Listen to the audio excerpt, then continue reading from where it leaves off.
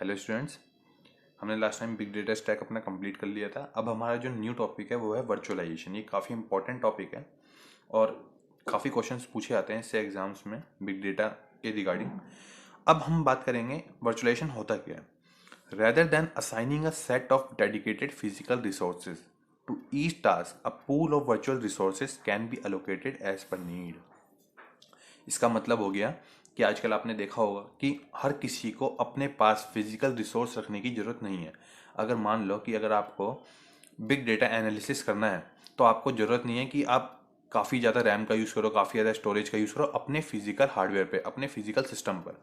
आपको सिर्फ एक नॉर्मल रैम हार्ड डिस्क की ज़रूरत है जो कि नॉर्मल होती हैं लैपटॉप में या पीसीज में।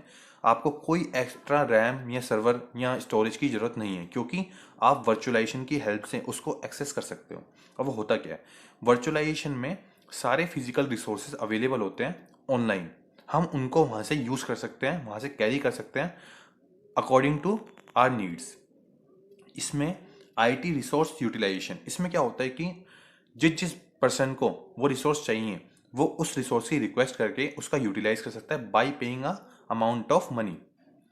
एफिशिएंसी, इसमें एफिशिएंसी ये रहती है कि जिसको यूज करना है वो उसकी रिक्वेस्ट डालेगा, उसको वो चीज प्रोवाइड हो जाएगी, एलोकेट हो जाएगी और काफी ज्यादा लोगों के ये काम आ सकता है और एक मिनिमल अमाउंट पे हमें वो चीज प्रोवाइड कराई जा सकती है। स्केलेबिलिटी, हाईली स्केलेबल होता है ये नहीं कि आपको अगर ज़्यादा रिसोर्स आपने ले लिया तो आप उसको कम नहीं कर सकते हैं, आप कम ले लिया तो आप ज़्यादा नहीं कर सकते। आप अपनी डिमांड के अकॉर्डिंग उसको ज़्यादा या कम कर सकते हो। अगर आपके पास ज़्यादा डिमांड आ रही है, आपका बिजनेस ज़्यादा इंक्रीज हो रहा है तो आप उसको अपने हिसाब से इंक्रीज कर सकते हो। अगर आपको कम करना है उसको तो आप उसको कम भी कर सकते हो। तो ये हो गया हाईली स्केलेबल। इम्प्रूव लेटेंसी, जब हम ये ऑनलाइन वर्चुअलाइजेशन का यूज़ करते हैं, वर्चुअलाइजेशन टेक्निक का यूज़ करते हैं, हार्डवेयर को यूज़ करते हैं हम पूरे एक पूल में से डिफरेंट टाइप के हार्डवेयर, वो मैं बताऊंगा कैसे कैसे हार्डवेयर होते हैं, क्या क्या चीज़ की आपको ज़रूरत पड़ती है आगे आने वाली वीडियोस में। तो इसमें हमें इम्प्रूव देखने को मिलती है लिटेंसी। लिटेंसी क्या होता है मैंने पहले ही बता रखा है, delay in execution of task, इसको हम कहते हैं लिटेंसी, जो कि हमें वर्चुअलाइजेशन में देखने को नहीं मिलती। Enable to create many virtual machine within a single physical machine, हम एक ही फिजिकल मशीन पर डिफरेंट वर्चुअल मशीन बना सकते हैं। अब आपने यूज किया होगा अगर, तो एक अपने फिजिकल सिस्टम पर एक लैपटॉप पर आप डिफरेंट वर्चुअल मशीन बना सकते हो। जैसे कि आप अपने लैपटॉप या कंप्यूटर पर आप चाहो तो एक यूनिक्स की मशीन बना सकते हो, एक लिनक्स की मशीन बना सकते हो और एक विंडोज़ की भी मशीन बना सकते हो अपने ही उस पे, अपने ही एक लैपटॉप पे। तो डिफरेंट डिफरेंट आप वर्चुअल मशीन का यूज़ कर सकते हो एक ही ओएस का यूज़ करके। एडवांटेजेस, इसके एडवांटेजेस क्या हैं। Virtualization of physical resource, storage, server, network. अब वर्चुअलाइजेशन में होता क्या है, कैसे कैसे रिसोर्सेज आते हैं, अब मैं आपको बताता हूँ वर्चुअलाइजेशन में कैसे कैसे रिसोर्सेज आ सकते हैं। सर्वर की जरूरत पड़ सकती है, हमें स्टोरेज की जरूरत पड़ सकती है, नेटवर्क की जरूरत पड़ सकती है। तो हम इसमें network virtualisation, storage virtualisation, server virtualisation, इन सब चीज़ों की बात करेंगे। इम्प्रूव द रिसोर्स यूटिलाइजेशन, जो रिसोर्सेज हैं उनको हम यूज़ करें, यूज़ करते हैं जो हम रिसोर्सेज, उसमें हमें एफिशिएंसी प्रोवाइड होती है इसमें, इसलिए हमें वर्चुअलाइजेशन का यूज़ करना चाहिए। Control over usage and performance of IT resources, virtualization का यूज़ करते टाइम वो आपको सारी इंफॉर्मेशन देता है कि आप क्या क्या चीज़ें यूज़ कर रहे हो, आपकी कितनी कितनी चीज़ें यूज़ हो रही हैं, आपको पूरा एनालिटिक्स का डेटा प्रोवाइड करवाता है उसमें।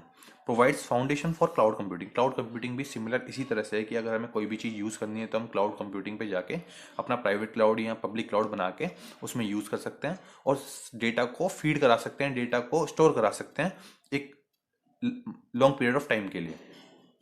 और हमें कोई भी चीज़ अगर एक्सेस करनी है, किसी भी चीज़ का हार्डवेयर चाहिए या कोई भी इंफॉर्मेशन चाहिए या कुछ भी चाहिए हमें, तो हम क्लाउड कंप्यूटिंग में जैसे करते हैं वैसे हम वर्चुअलाइजेशन में अप्लाई कर सकते हैं। इसके कैरेक्टरिस्टिक्स, कैरेक्टरिस्टिक्स की बात करें अगर हम वर्चुअलाइजेशन के तो तीन आते हैं मेजरली कैरेक्टरिस्टिक्स। एक आता है पार्टीशनिंग, एक आता है आइसोलेशन, एक आता है इनकैप्सुलेशन। पार्टीशनिंग का मतलब हो गया many VMs can be supported in single physical system by partitioning available resources, हम काफ़ी सारे वर्चुअल मशीन्स को सपोर्ट करा सकते हैं एक ही फिजिकल सिस्टम है। हमें डिफरेंट डिफरेंट फिजिकल सिस्टम की जरूरत नहीं है अपने डिफरेंट डिफरेंट वर्चुअल मशीन को एक्सेस करने के लिए। हम एक ही लैपटॉप से सारा काम कर सकते हैं अपने, और उन सारे रिसोर्सेज का यूज कर सकते हैं जो कि हमें जरूरत है किसी एक पर्टिकुलर टास्क के लिए, किसी एक पर्टिकुलर क्वेरी के लिए।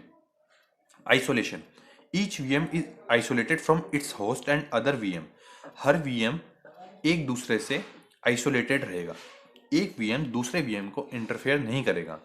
If one VM stops other not affected, अगर एक वीएम किसी वजह से रुक भी जाता है तो दूसरा वीएम उससे अफेक्ट नहीं होगा, दूसरा वीएम अपना इंडिपेंडेंट वर्क करेगा। इनकैप्सुलेशन के रिगार्डिंग हमने पढ़ रखा है कि जब हम कोड को डेटा को एक साथ बाइंड कर देते हैं तो उसे इनकैप्सुलेशन कहते हैं। ये हमारा हो गया प्रोग्रामिंग लैंग्वेज में।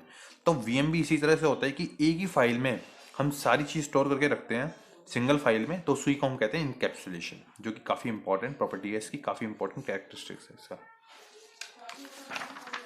अब हम नेक्स्ट बात करेंगे नेटवर्क वर्चुअलाइजेशन की, हम बात करेंगे नेक्स्ट वीडियो में। Thank you.